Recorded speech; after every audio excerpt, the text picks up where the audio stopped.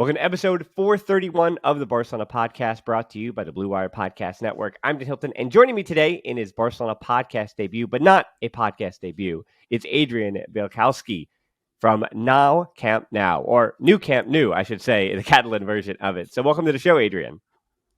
Hi Dan. Hola, culés. Thanks for having me.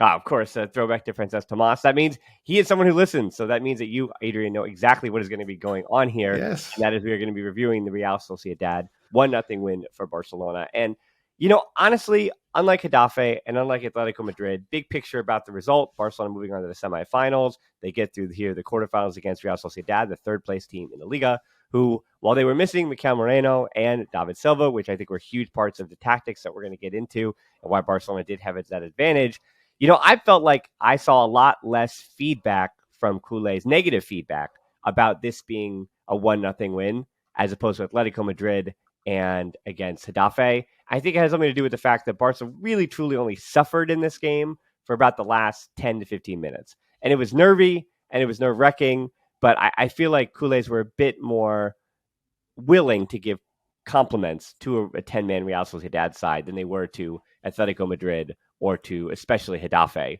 on the weekend. Oh yes, definitely. I think first of all, it was a better match than the last games that you pointed out. So I think overall it was a very good game from Barcelona side, especially in the first half.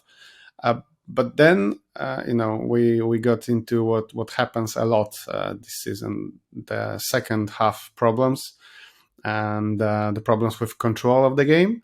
But overall, it was very good, I think. But it's obviously it was a bit easier when you play against 10 men, right? So we don't know how good actually Barca was in that game, but I actually was at both Getafe and Atletico Madrid games. So the Getafe one was really bad.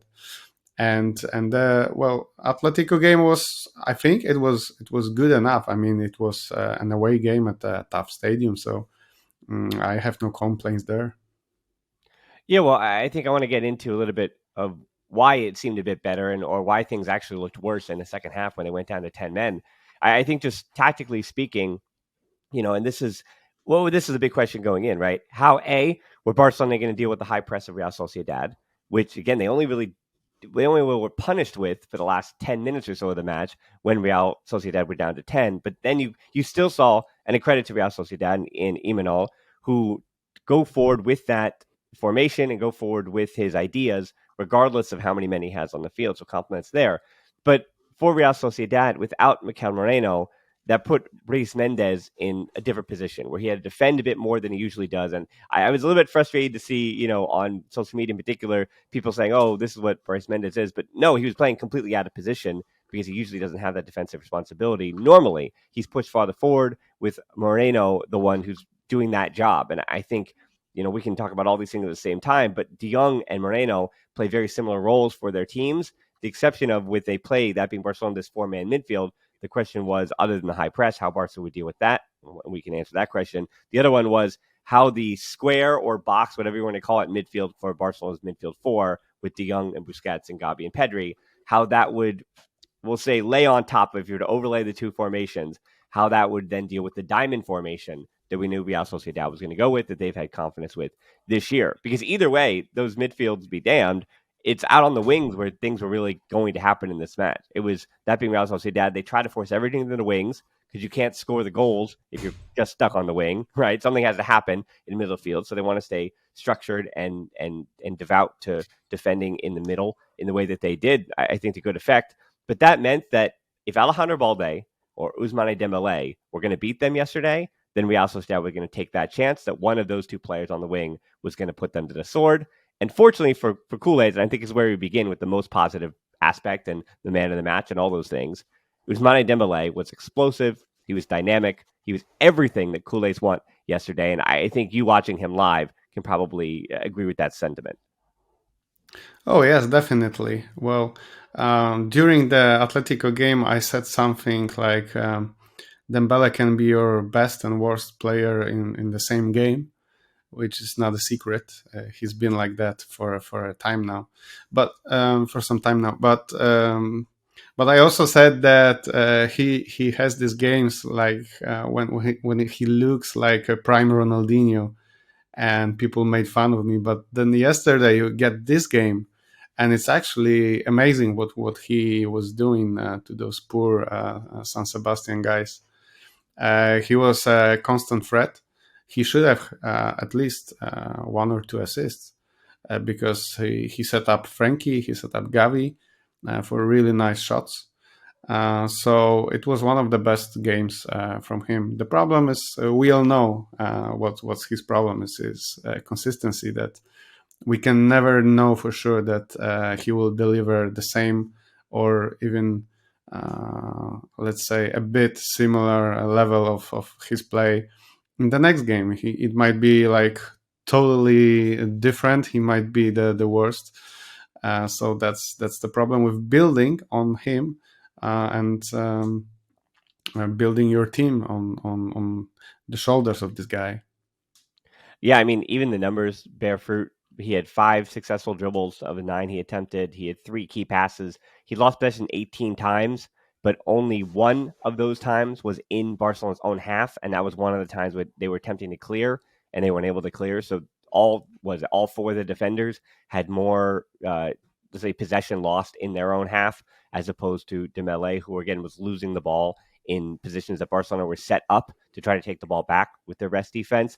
He was also 4 for 4 on his long balls, so his crossing was there. He was switching the field well. 2 big chances created. I said 3 key passes. He also won 6 duels yesterday as well, so he was winning the ball back, defensively engaged. And so statistically, just looking at it, I think it's his second or third best Barcelona match ever. So, what we were watching, the stats also back up that Dembele was a difference maker. As I said, it was interesting because Real Sociedad were kind of forced yesterday in that situation to live or die by the hand of Dembele, and that's exactly what happened. That 1-0. But it wasn't just Dembele though, because that first half in particular, I had made mention Yes, to. yes, Yeah, exactly what you mean. But the problem with Dembele is also that he's expected to perform like that in every game, and we really have problems with creating the imbalances in the game, with creating the advantages, which is created really by the players who can dribble, and that's it. That's just it's quite simple. So when you have a guy like that you need another defender on him because he can just get past you like a Tasmanian devil, then obviously it's quite easier for other players to get some spaces, and we lack those kind of players. I mean, Ansu Fati, Ferran Torres, maybe Rafinha a bit, but still it's not the same level. We just miss those players that can do it. So there are games when Dembele is actually losing all the balls and creating nothing because he's just expecting to do it too much, I think. well, yeah, and I think we saw with the Gala 11 that Xavi is now selecting that he's kind of. It is a good thing, I think, that at this point with the domestic trophy still up for grabs, being in January, knowing who your 11 are, as long as they stay healthy, he knows who he's going to put on the field and the team that he trusts the most, and that does include those 4 midfielders. Because as you mentioned, on that left side, Xavi's Gala 11 doesn't have a left winger. It has Balde playing as a left wing, and we saw yesterday that he is still kind of limited in his dynamism and his ability to invert and come inside and make the right decisions at a fast enough rate. Like clearly the decisions are there. Defensively, he has it, and his final ball isn't as good as Jordi Alba's. It might get there, but it's not there just yet. But he still gives you so much, especially defensively, that Alba and Marcos Alonso, I'm not even saying that name on the left wing, but like he gives you so much more that you kind of have to do start him in those situations. But again, Balde wasn't going to beat Real Sociedad yesterday. Yeah, I mean, his problem is, I think, his right foot is just quite weak, and he always seems to be looking for his left foot whenever he can. So that's obviously quite limiting for him. But in the end, I think Xavi, I don't know if it was on purpose or by accident, but he found the best lineup that we can field right now. So it's actually without a left winger, just leaving the place for Alex Balde, and left winger then, which is like Gavi or Pedri. they come to the midfield to congest them the midfield more. And it's a good idea, I think. When Dembele is on the left and Alejandro Balde is on the left at the same time, they need some time to work it out. Maybe they will never actually work it out. Like with Jordi Alba had the same problems with Neymar, for example. So we'll see. It's quite interesting. Yeah, I mean, I would say don't think of this as a 4-3-3 because I know that's what it looks like, and you say, oh, Pedri or Gavi, one of them is a left winger, but that's not the case. We're seeing the same thing at Arsenal, at Man City, at other teams as well, who are trying to press the way that Barcelona is trying to press, the way that other teams are trying to turn them over. That being Barcelona trying to turn the opposition over in their own half. They're playing in possession with a 3-2-5. That's what they're playing. They're playing five on that front line to try to put pressure on the opposition and trying to have Gavi and Pedri operating in those half spaces with De Jong and Busquets defending in behind, and then three center backs, that being Koundé moving over to being a right center back. I mean, that is truly in possession what they're building up to, and then they're defending in a 4-3-3, trying to man mark at times, and we've also seen a little bit of a zonal marking situation. And as we do talk about those half space in that midfield, I think that is why Barcelona also succeeded yesterday. That Bryce Mendes, again, he was in a role that he wasn't used to. Takefusa Kobo was useful to what Real Sociedad was doing. He looked lively. He looked like their most dangerous player, and he was offensively finding space, playing off of Busquets' shoulder. But he also then, in the build-up, which is why Barcelona, I think, controlled so much of that first half, he had to choose between Busquets and De Jong at a lot of different junctures. And I think De Jong, for me, the next 45 or the last 45, he struggled once Mendes was gone from the game. But when it was 11v11, I thought De Jong had, I mean, this is one of his best 45 minutes in the first half that he's had this season, because I think it was what I said against Adafe. No De Jong meant there was nobody causing positional chaos. Like Gavi operates and plays within chaos, but De Jong positionally is chaos, even though what he's doing is kind of what you ask him to do. So there were times yesterday where I felt like Xavi was, I guess, as a coach and a manager, I think why he's finding this good balance between De Jong and Busquets, because he's kind of just letting both of them trust their instincts. And he's saying to Busquets, hey, you do your job. You be Busquets to the letter. And he was that yesterday. Busquets is also very good. But De Jong, trust your instincts. I trust that you're going to know when to drop back between the center backs, because Busquets is getting man marked by either Kubo with help in behind, Pablo Marin, the young player. Mm-hmm. He was switched from Pedri to help as the second midfielder to behind Busquets. And then so De Jong, in those junctures, you come back between the center backs and then you build up play that way. De Jong, there are times when we want to see the field stretched, and Ter Stegen was hitting those long balls really well yesterday, as was Araujo. Both of them, the long balls were there, and that's really helpful when two guys who sometimes they hit them, sometimes they don't. When those are accurate, you can find Gavi and Lewandowski and Pedri all making runs those half spaces and trying to stretch the defense vertically. But then De Jong, he was with those late runs into the box, also creating space with verticality. I mean, also defending for Balde. So I thought De Jong and his chaos will say positionally, but he was everywhere he needed to be and made all these right choices. And that is what set Barcelona's midfield up to, conquer what was a 19-year-old in Marin, Kubo, who again doesn't defend at a high level, and then Bryce Mendes, who picks up a red card in the first half, and Zubimendi, I want to save him to the very, very end to talk about transfer stuff. But that's why that four-man midfield of Real Sociedad was just overrun. They were missing two of their starting four, and they didn't really have an answer for Barcelona's four, who played really, really well together yesterday. Yes, I agree with what you're saying. So I have no further things to add to what you are talking about. I think Pablo Marin is quite an interesting player. Just wanted to point it out. Like the eye test was quite good. I mean, he's a Real Sociedad B player. Might be interesting to look at him. And Takekubo looks like Takekubo that we used to know from La Masia. Again, he was quite lively, you could say. But also about our defense. I mean, how good is just having Ronald Araujo there and healthy?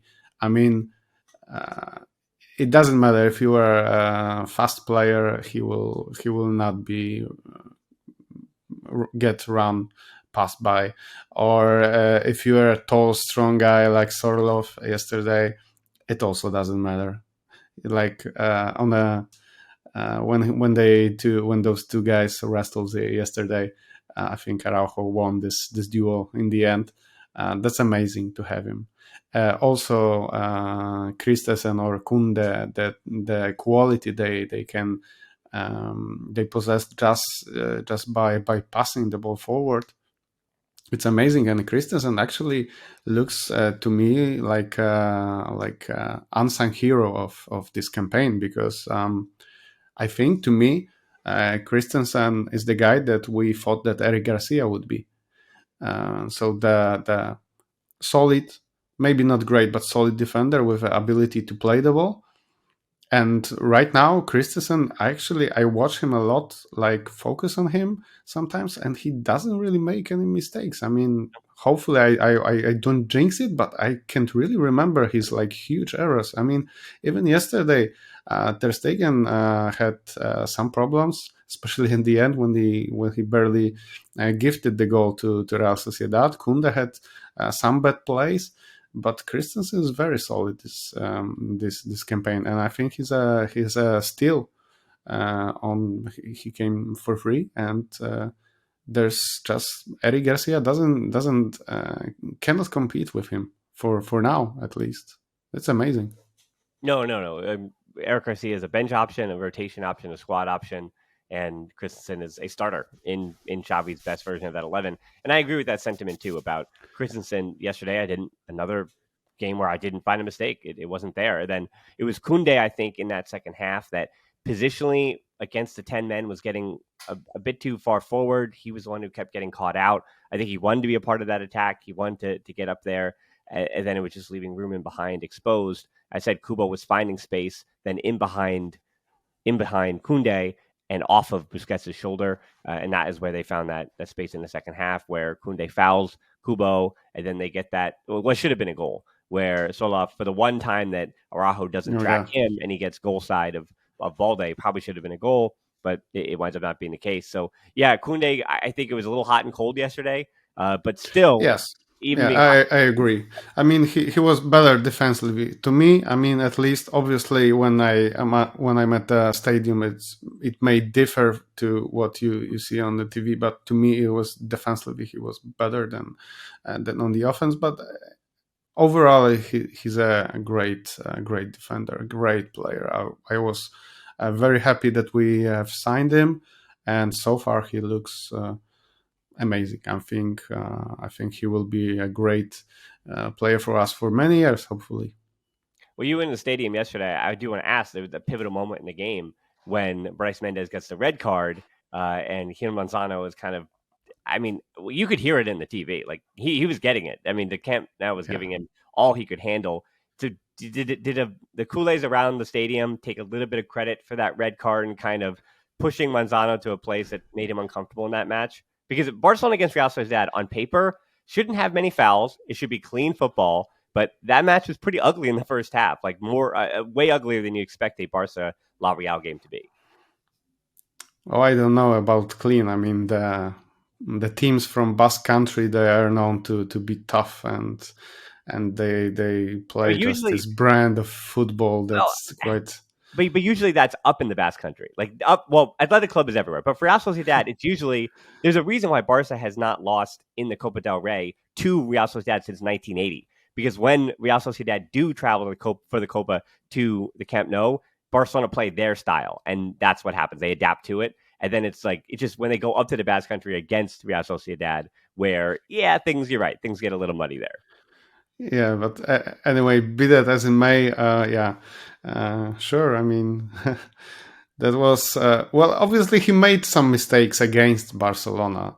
I think the most obvious one was in the 63rd minute. I want to say I look at the replays today just to make sure, because it was the foul on Gavi, where Gil Manzano immediately showed the ball that the defender, I'm not sure who it was actually, the defender got the ball. And today I look at the highlights and there he was nowhere near the ball. Maybe it was a foul, maybe it wasn't a clear penalty, but definitely 100% the defender didn't touch the ball at all. So I mean, he made some mistakes. Obviously, with the red card, how can you not see it being 2 meters away from the play? I mean, we couldn't see it that good because we were in the stands. But come on, 2 meters away, you have But to spot those these plays immediately, not rely on the VAR. So I wouldn't say that we with the Kules in the stands tried to. We didn't pressure him. Maybe a bit, but I mean, in the end, all those little things, little situations in the game that you have, somehow in the end, they always are against FC Barcelona when Gil Manzano is refereeing. So Barca has very low percentage of wins when he's the referee. Maybe that's just a coincidence, but I don't believe in coincidences. well, they still have won 60%, but yeah, for Barcelona, that being them and Real Madrid do win. I think 67%. Madrid might be 69% or something like that of their matches. So yes, he is a lesser percentage for Barcelona. But yeah, I would also say too of that incident where if Manzano were to give the yellow to Mendes against Lewandowski when he deserved it, right? I mean, a minute beforehand, then he probably doesn't reach in on Busquets in that way. And so I think for Mendes, because he got away with the Yeah. first one, he goes in for the second one and then winds up getting a red. But I mean, that's also Mendes for Bryce Mendes to not do that. So again, I not to say I want to defend Bryce Mendes, but again, I want to remind people that to me, I Yeah. think he's arguably been the Liga player of the season so far. Like Barcelona and Real Madrid, neither really have like the guy that you're saying, okay, that's the reason why they're first or second in the league right now. But Real Sociedad have their talismanic player this season, and it is Bryce Mendes. He's making the move from Celta de Vigo. He's been the best transfer in the Liga. I think arguably Lewandowski might be the other one because obviously he's leading the goal scoring charts and all those things. So Oh, it's come not on. I'm Polish, so be careful of with well, what we're you're well, we're choosing. about to do we're about to do Lewandowski next, actually, because Yeah. yeah, I think Bryce Mendes has been the player of the season for La Liga. So I was actually, as a Kool-Aid, I wish I could step back and say it as a neutral, but if I was a neutral, I'd be a bit frustrated with that game because I didn't get to see the best of Bryce Mendes. But again, I think without having the support of Moreno behind him, that 1-2 punch is just so essential to what they're doing. And okay, so before we do Zubimendi, I want to do Lewandowski real quick. Levon, one of our regular co-hosts, had mentioned on Twitter, so I'm going to give him credit for kind of starting this debate and beginning this question. Since Lewandowski came back from the World Cup, there's something about him in the Liga that just isn't clicking. There's something about how he's dealing with the pressure from center backs that just doesn't look like him, if you will. There was the red card that, of course, he picks up against Espanyol, but even against Hetafe, and then now against Real Sociedad in this match, and then even Real Betis when he scores the goals, it's just still didn't feel like it was coming the way that we expect from Lewandowski. It doesn't feel like he's taking over games. Is there any? I mean, you watched him at the World Cup. Is there any bit of worry about him in this return from the World Cup? Yeah, I think that maybe he spent too much time actually with Polish players like Krychowiak, and it kind of takes a toll on you because he was very good before the World Cup, and then 1 month after the World Cup, and he's still not back. You might say he's still in the Christmas form, I would Mhm. call it. So yeah, I actually I saw this tweet from Levon, and I agree with it. I mean, he's not the same guy that we had in the fall of 2022. So it's just those little things that didn't happen now happen. Like his passes are a bit off. Sometimes his first touch is a bit off, and it's just quite frustrating because he looks like a technically quite different player, you might say. Not obviously he's not the best dribbler, not the best skilled guy in the world. We all know that, but now there are times when he just gets the pass and the ball just jumps around, like very, I don't know how to explain it, but he's just like looks like a bit maybe out unfocused, you might say. Very hard to explain, really. He was. I was thinking that this might happen when he joined the Barca team, because it's normal. Like you're nervous, you want to just fit in the team. But then he had the best start that you can possibly imagine. He looked very well, and now and it started actually before the World Cup. The last couple of games were quite bad of him. So he still gets his numbers, but he's not his impact on the game, like you said, is not as good as it used to be. Yeah, that's quite worrying. Well, I guess there's two options here. Do you think it is a form thing, or do you think it is the fact that he's 34? Because the 34 thing, when you bring up his age and you question that, then it becomes there feels like there's a permanence to the struggles he's having, as opposed to just calling it form and saying it's Lewandowski, he'll figure it out again. Yeah, so I hope that it's not his age thing. I mean, that would be horrifying for us as culés, because he just got here. I mean, he has still like 3.5 years left on this deal. So let's hope it's not the case. And I don't really think that is the case, because of the way that he treats himself, like his body. I think that easily, I before he came to Barcelona, I gave him at least 2 good years with us, and then the third year we'll see. I don't think he will stay for the whole 4 years, but we'll see. But definitely there is some drop in form, and I'm just hoping that it's just that, like a blip that will take him a month or so, and he'll snap out of it and be the best Lewandowski that he can be again. Well, yeah, Lewandowski age, we start to bring up that, and I think we transition to one 34-year-old to another, and talking about Sergio Busquets. I said he was really good yesterday, and I think it's a bit worrisome if Barcelona were to go all in, and Arteta and Arsenal don't pay the 60 million euro release clause for Zubimendi, because Zubimendi has kind of said to Real Sociedad even that if somebody's going to pay that clause, then I'm going to wait to go. So he doesn't want to go in the wintertime, especially because Real Sociedad are potentially going to be in third place, and he would rather play Champions League with Real Sociedad for the first time than make the move as well. So, I mean, that transfer could get very complicated for both Arsenal or for Barcelona, because, again, a player that he renewed to play at Real Sociedad, the place where he came up through the system, and he's an important player there. So I understand the transfer would be difficult.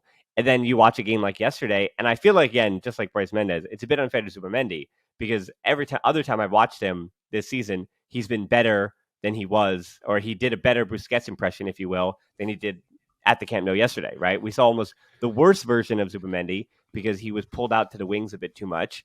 He was good on the counter press, but again, Real Sociedad's press has been so much better this season than it was yesterday. Barca did a really good job, as I said, to vertically break down that press. And in the first half, we barely saw it all. So you didn't really get to see the best version of Zubimendi. And I would ask, if you were to throw him then on the other side and put him where Busquets was, put Busquets in Zubimendi's role for Real Sociedad, if you wouldn't have seen a similar performance that Busquets put on that Zubimendi would have had in that Barcelona setup. But I think the worrying thing is it does seem like Zubimendi is giving you 80% of what Busquets at 34 gives you, and he's 24. So he could step up into, it's one of those instances where I used to say always same thing with Balde, and you've seen other players too. The minute they jump into a Barcelona system and they're surrounded by these Barcelona players, as opposed to Real, no disrespect to Real Sociedad players, but when they're surrounded with this, international Gala 11, their level is raised a little bit just by being Of surrounded course. by better players. And Zubimendi is one of those examples where, okay, I see what he does at Real Sociedad. He can operate in a single pivot. I think horizontally, the questions remain with him that they did with Busquets. But to me, in the tape I've watched, to be quite honest, I think Alan Varela, if he is half the price, if he's a third of the price, the guy at Boca Juniors, I think if you're asking for a single pivot Busquets replacement, somebody to try to do the best version of what Busquets does, I, to me, see a lot of things in Varela that are more similar to what Busquets does than Zubimendi. I think Zubimendi does, again, 80% of it, but I think there are a few concerns that he could reach the highest level to me if he would enter Barcelona. And not to speak for you, but I'm assuming you have the same sentiment as well.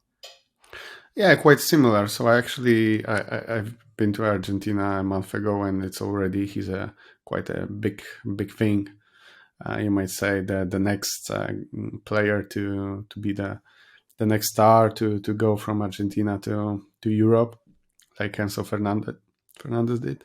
So yeah, well, if he was 21 years old, I would say that he's quite a great potential, and we might sign him before anyone else does, and they still steal him from us. But when he's 24, that's actually not that much that we will improve. I mean, it's like a football manager in real life. I mean, you can obviously be better, but it's pretty much what you see is what you get at that age. And obviously, the eye test, he wasn't that great. I mean, it's just not that he's a bad player, but it's just not that great. And we are looking for people who are great, who have this something, this something special in them. And you could see it in Busquets when he was younger. Maybe not at obviously not in the first or second game, but it was obvious that he has this something that you are looking for. And with Zubimendi, I don't know. I'm not sure really. And honestly, the price tag of 60 million is Yeah. ridiculous to me. I mean, with today's prices, obviously, yeah, sure. This is the right, like fair market price. Okay. But to us, to Barcelona, it's just ridiculous to pay 60 million euros for a guy that's well, not really that amazing, to be honest. I mean, there aren't that many players who can play in this role for Barcelona, and obviously we should just stop looking for the next Busquets because we'll never get in one. It's just very unique player. Just as Leo Messi was very unique player, that Sergio Busquets is maybe the same, like very unique player, and he will just never replace him 1-1. So we have to look for someone who will play with Frankie, I would say. Mm, be it as a one pivot or two pivot, I don't know, but I don't think Zubimendi is an option for us, and just because of financial reasons, he's just not the guy for us. Yeah, I think 35 would be a much more appropriate number for him, and 60 is just a bit too much for that.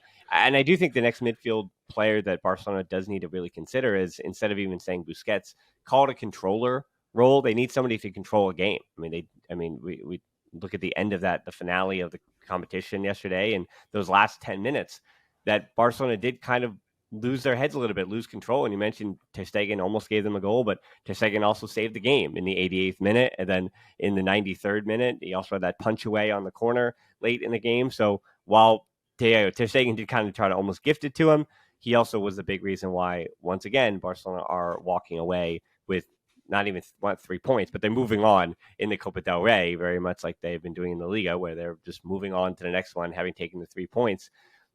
And so for Ter Stegen to be this good again and stand on his head and be in net.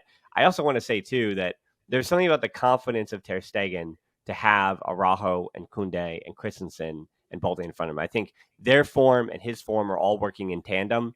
And just trying to think back, I mean, this is probably the strongest back line that Barcelona has had. That foursome, you could see that it's kind of building to really something special where you have all four of them are 26 or younger, and then three of the four are 24 or younger, that being Koundé being 24. And so this is a really positive sign that, Ter Stegen has this confident defense in front of him. And I don't see how, I understand the whole thing about Barcelona's defense has a reputation, but I think by the end of this season, based on trophies, the narrative could really shift in a different direction as far as how good Barcelona's back line, that being the four, plus Ter Stegen is. I mean, let's just say it loud and clear that our defense is way better than our attack, Hmm. and way more consistent.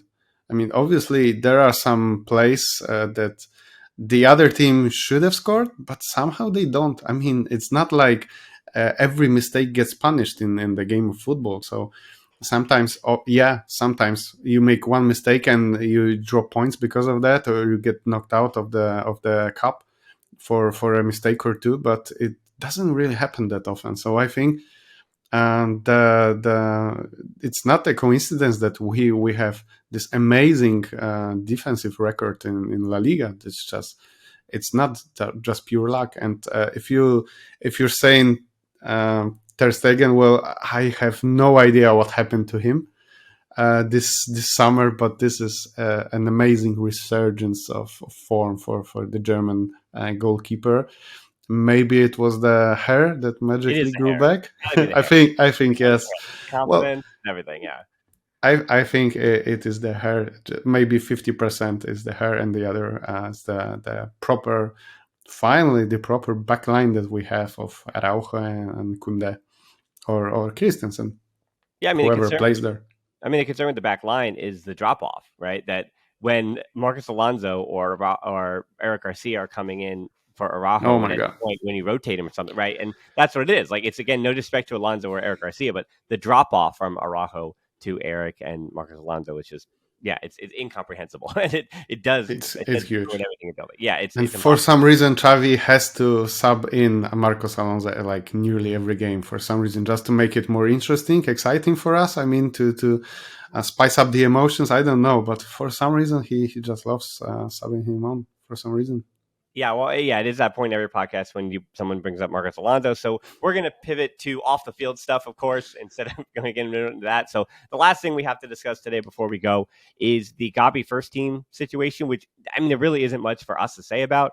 The whole thing is that Liga has rejected Barcelona's attempt to register Gavi as a first team player in the deal that he already signed over the summer. That's supposed to keep him, not only keep him to the Camp Nou until 2026, it's also a €1 billion release clause, which is awful helpful to keep him around, because that 1 billion is still that insurmountable Premier League number, right? Like, Chelsea can spend all this, but 1 billion is still, they have to do. They're gonna wind up doing that over the course of 3.5, 4 seasons, because right now it's Give like them a couple of years, yes. yeah, right. So basically, in a 5 year window, they spend 1 billion, but in one fell swoop with one transfer, 1 billion is quite a bit for a release clause. But they do say that because of Barcelona's FFP limitations this coming summer, when likely with those wages over the summer and the spending limit continuing to go down for them, they won't be able to pay for him then, so they can't register him now. So that they're going to have to do it over the summertime, if that makes sense. Like, they're going to have to wait until the summer when that contract is a first team deal and then put him on the books there, as opposed to trying to report him in January, where it's not going to take as much of a hit to the summer window. So it's just, again, more frustration from the Liga and registrations, and just getting tighter and tighter and tighter. As, again, you see the EPL say, hey, you guys can spend as much as you want. And the league is just continuing to put the purse strings down. And what that does affect is, well, yes, it affects the fact that he's wearing 30 instead of 6 still.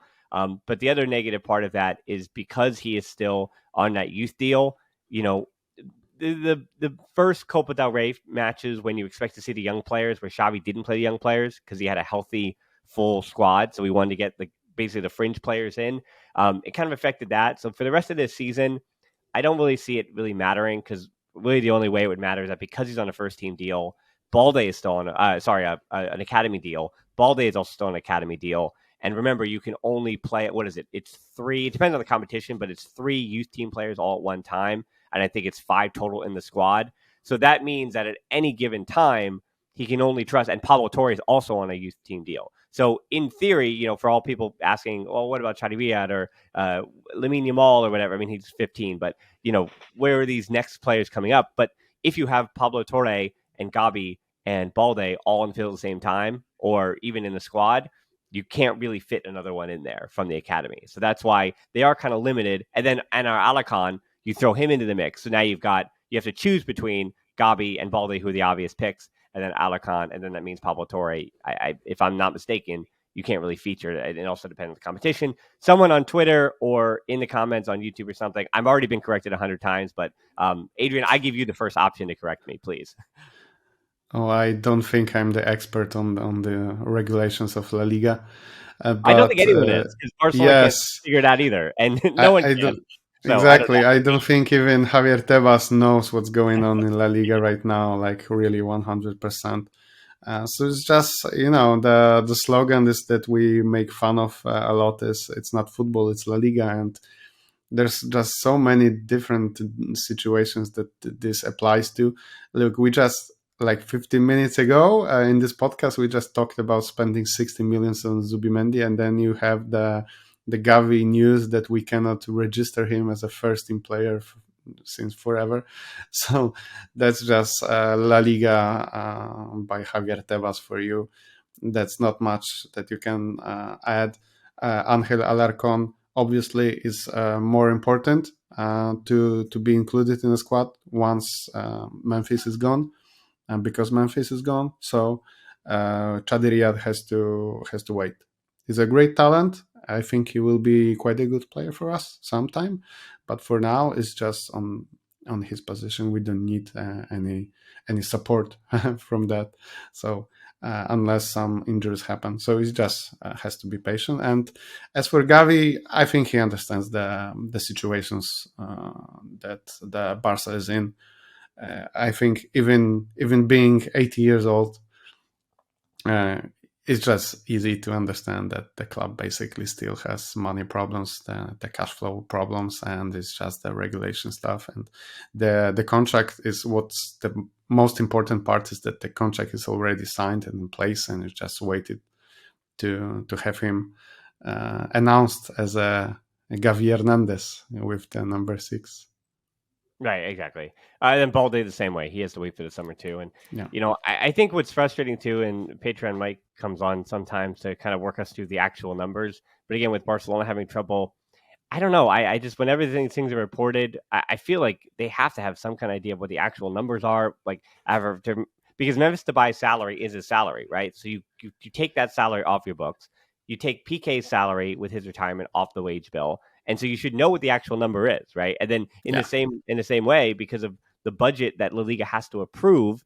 So I know that losing out on that Champions League money was big for Barcelona. Winning the Spanish Super Cup was a bit helpful as well to get some of that revenue, recoup some of that revenue.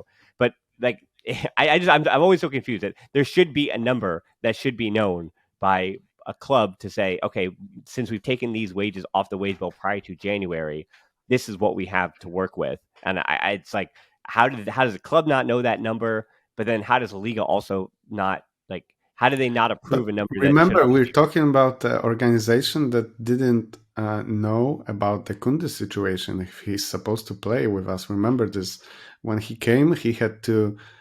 He wasn't included in the first couple of games, if I remember correctly, and then it turned out that he actually could play. So True. Yeah. yeah, so It's the same thing with the even on the Femini version. The for those who didn't hear, Barça Femini are out of the Copa del Reina not because they lost the match; they won 9-0, but it's that they fielded an ineligible player. And we laughed from Cherisev from years ago about Real Madrid, but that's the one when teams play ineligible players. I cannot wrap my mind around it that the the federation that approves the squad, the referees that approve like the lineup cards, the teams that obviously know their player got red carded or yeah. whatever was disciplined in the last match. I don't understand when it comes to these competitions how everybody misses these things. I cannot wrap my mind around it. Adrian, please, like just anything. I don't get it After how that ever happens. listen, after I moved to Spain 7 years ago, and I'm just not that surprised. Like whatever happens, it's just this is Spain. You just have to. I mean, you live in the US, so maybe it's just hard for you to understand those things. But I'm just gonna give you an example. I tried to go to Manchester United game with the club, with the Desplazamientos, like the travel agency of the club, and I'm trying to get it booked to spend my hard earned 300 euros since like I don't know 2 weeks, Hmm. and I cannot do it because of some technical error. So I finally had to go to the OAB, to the office at Camp Nou, and stuff like that just happens. Like with Yeah. the jerseys that people couldn't buy.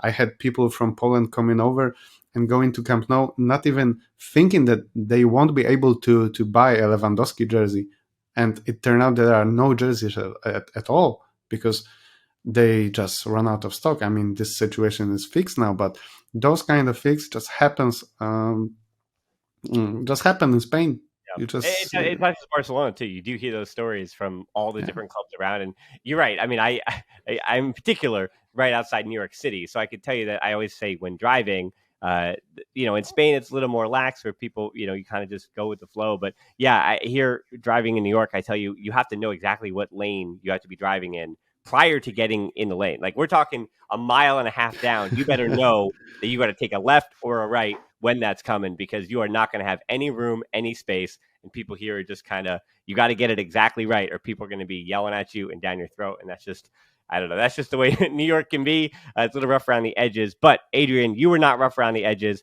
It was a great debut on the Barcelona podcast. Of course, you do a podcast yourself, and I want you to give you a time and a moment here to plug all the different places people can find you as well as your own content. Okay, great. So I'm not gonna actually plug my podcast because it's in Polish. So unless I mean, who knows? someone Who here, knows? yeah, We want to have unless some bilingual. yeah, Yep. basically you can find me wherever. Just type in nine Camp Nou, and we are on Twitter. We are on Instagram mostly. I do Instagram in English actually. So if you're interested what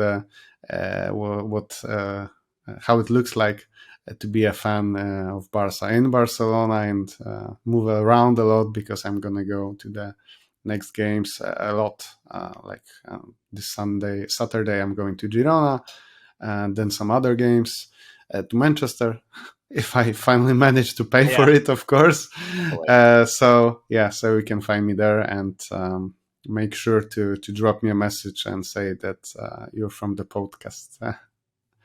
Yeah. So yeah, make sure if you're in Barcelona and you see Adrian, give him hello, and then also give him a follow again down in the comments below. You can follow him on Twitter, and also again find the same thing on Instagram if you follow us there. Then we're on Twitter and Instagram too at the Barcelona Pod, Facebook group, TikTok, Patreon, YouTube, Discord, the merch store. You know where to find us as well. So thanks so much for listening to the show. Until next time, we'll talk to you soon. Of course, the Barca.